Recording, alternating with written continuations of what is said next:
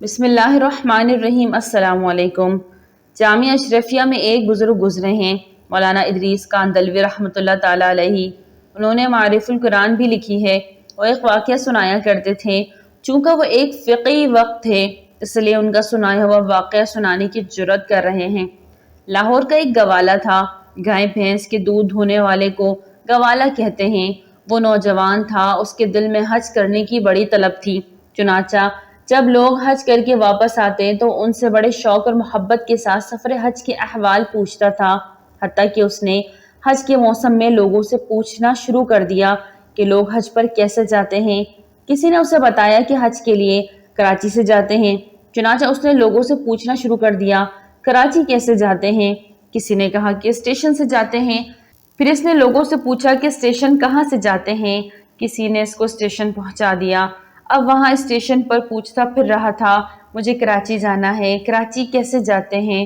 وہ کئی دنوں تک لاہور اسٹیشن پر پھرتا رہا۔ بالآخر ٹرین کے ایک کنڈکٹر گارڈ نے سوچا کہ یہ بیچارہ کئی دنوں سے پھر رہا ہے، لہٰذا اس کے ساتھ کچھ تعاون کرنا چاہیے۔ چنانچہ اس گوالے سے کہا کہ تم میرے ساتھ ٹرین میں بیٹھ جاؤ، میں تمہیں کراچی لے جاتا ہوں۔ اس طرح وہ ٹرین کے ذریعے کراچی پہنچ گیا۔ کراچی ریلوے اسٹیشن پر پہنچ کر اس نے پھر پوچھنا شروع کر دیا، مجھے حج پر جانا ہے، کیسے جاؤں؟ کسی نے اسے حاجی کیمپ جانے کا راستہ بتا دیا اور وہ حاجی کیمپ چلا گیا۔ وہاں تو پورا شہر آیا ہوا تھا۔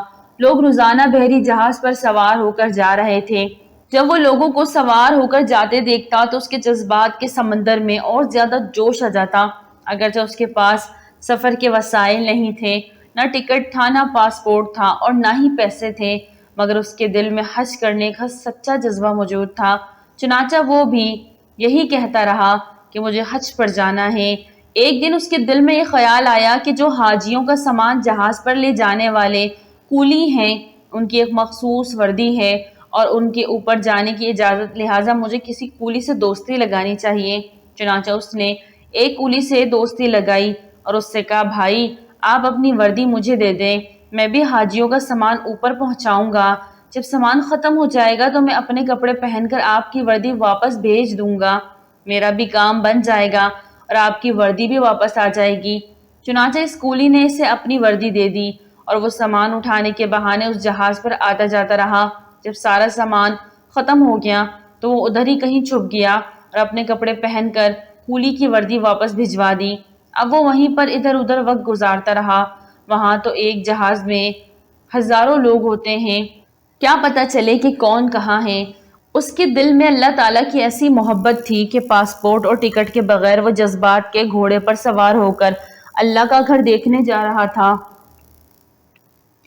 لوگ تو اپنے کمروں میں بستر پر سوتے ہیں اور وہ بیچارہ بیٹھ بیٹھ کر وقت گزار لیتا۔ اس نے جہاز میں ایک بندے کے ساتھ وافقیت پیدا کر لی اور اسے کہا کہ بھائی جب جدہ آئے تو مجھے بتا دینا۔ چنانچہ جب جدہ شہر کی روشنیاں سامنے نظر آنے لگی اور بحری جہاز ساحل کے قریب پہنچ گیا تو اس آدمی نے کہا، وہ دیکھو جدہ آ گیا۔ اس آدمی نے دیکھا کہ وہ نوجوان جہاز کے عرشے کے اوپر چڑھا اور کھڑے ہو کر اس نے سمندر کے اندر چھلانگ لگا دی۔ اسے تیرنا تو آتا نہیں تھا، چنانچہ جب وہ نیچے گیا تو پھر اوپر ابھر ہی نہ سکا۔ جب اس آدمی نے دیکھا کہ یہ تو نظر ہی نہیں آ رہا تو وہ سمجھ گیا کہ وہ نوجوان ڈوب گیا ہے اور اس نے دل میں سوچا کہ اچھا اللہ کو یہی منظور تھا۔ جب اس آدمی نے حج کیا اور طواف زیارت کے بعد حرم شریف سے باہر نکل رہا تھا تو اس نے دیکھا کہ وہ گوالا بھی حرم شریف سے باہر نکل رہا ہے اور اس نے عربوں جیسے کپڑے پہنے ہوئے ہیں۔ اس نے اس سے پوچھا، کیا آپ وہی ہیں جس نے سمندر میں چھلانگ لگائی تھی؟ وہ کہنے لگا، ہاں میں وہی ہوں۔ وہ وہاں ایک دوسرے سے خوب ملے۔ اس نے گوالے سے پوچھا کہ سناؤ تمہارے ساتھ کیا بیتی؟ اس نے کہا، میرے ساتھ چلو میں تمہیں آگے جا کر بتاؤں گا۔ چنانچہ وہ آدمی اس کے ساتھ چل پڑا۔ جب وہ باہر نکلے تو دیکھا کہ ایک بالکل نئی کار کھڑی ہے اور ڈرائیور انتظار کر رہا ہے۔ گوالا کار کے اندر بیٹھا اور ساتھ اس آدمی کو بھی بٹھا لیا اور ڈرائیور ان کو ایک مکان کی طرف لے گیا جو بالکل نیا بنا ہوا تھا۔ اندر جا کر دیکھا کہ کوٹھی بھی ہوئی تھی۔ گوالے نے اسے ایک جگہ پر بٹھایا اور نوکر سے کہا کہ مہمان کے لیے کھانے پینے کی کوئی چیز لے کر آؤ۔ چنانچہ وہ مشروبات اور پھل لے آیا۔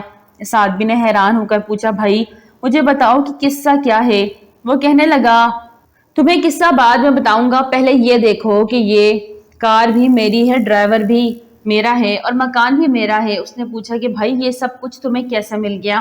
وہ کہنے لگا یہ ایک راز کی بات ہے، لیکن چونکہ تم میرے محرم راز ہو اس لیے میں تمہیں بتا دیتا ہوں۔ چنانچہ وہ کہنے لگا کہ میرے دل میں اللہ کا گھر دیکھنے کا بہت شوق تھا، اور اس شوق اور محبت میں نے یہ ہیلا کیا۔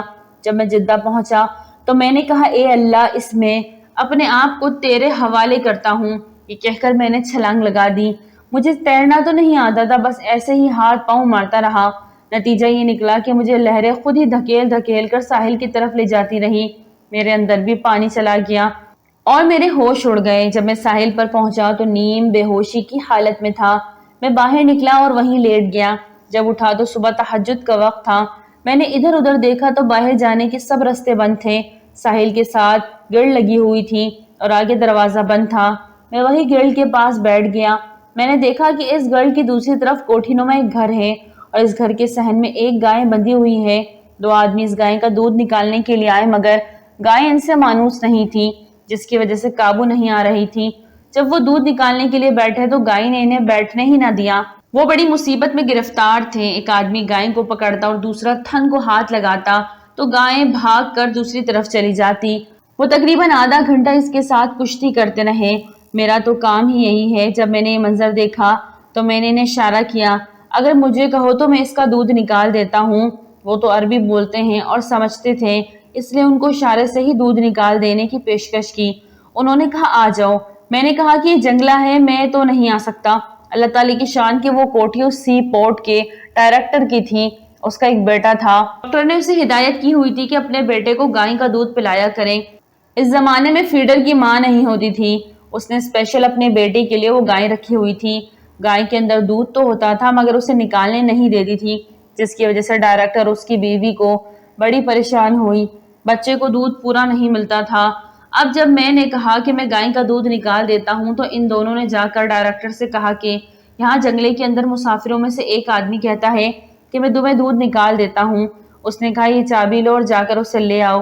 وہ گیٹ کا تالا کھول کر میرے پاس آئے اور مجھے ڈائریکٹر صاحب کے پاس لے گئے۔ جب میں نے گائے کو ذرا ہاتھ پھیرا اور اسے پیار کی بات کہی تو وہ مانوس ہو گئی۔ میں نے نیچے بیٹھ کر ان کو 8 سے 10 کلو دودھ نکال کر دیا۔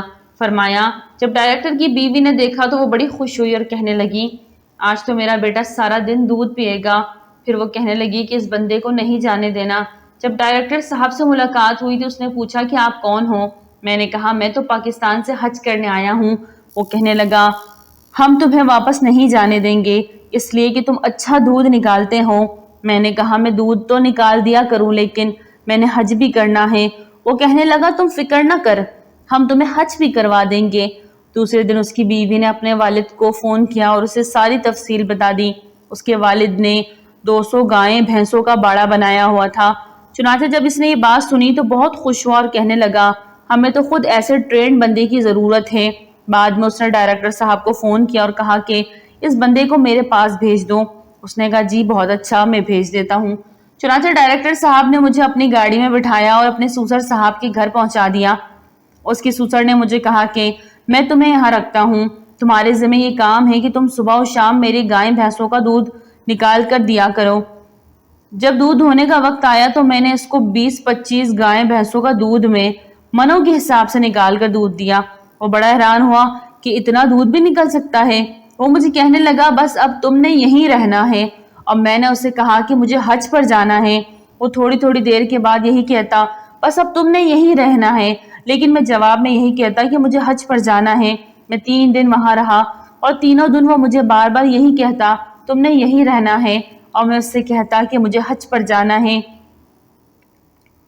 تیسرے دن وہ کہنے لگا میاں ہم تجھے حج بھی کروائیں گے لیکن تو نے رہنا یہی ہے۔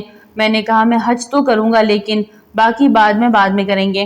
اس نے مجھے حج بھی کروا دیا۔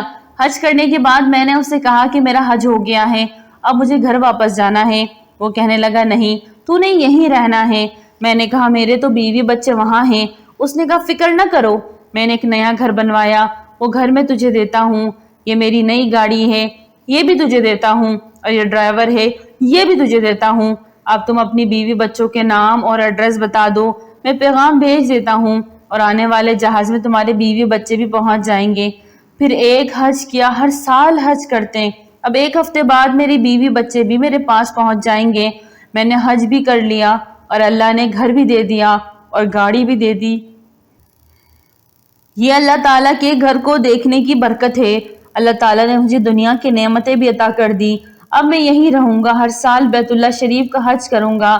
بھائی ہم سے تو وہ گوالا اچھا کہ اس نے دودھ نکالنے کی برکت سے بیت اللہ شریف دیکھ لیا۔ سچ ہے کہ جب جذبہ سچا ہو تو پھر بات بھی بن ہی جاتی ہے۔ سبحان اللہ، اللہ پاک ہم سب کو اپنے گھر کی زیارت نصیب فرمائے، آمین ثم آمین۔ اگر ویڈیو اچھی لگی تو لائک کریں، چینل کو سبسکرائب کر دیں اور دعاؤں میں یاد رکھیں۔ السلام علیکم۔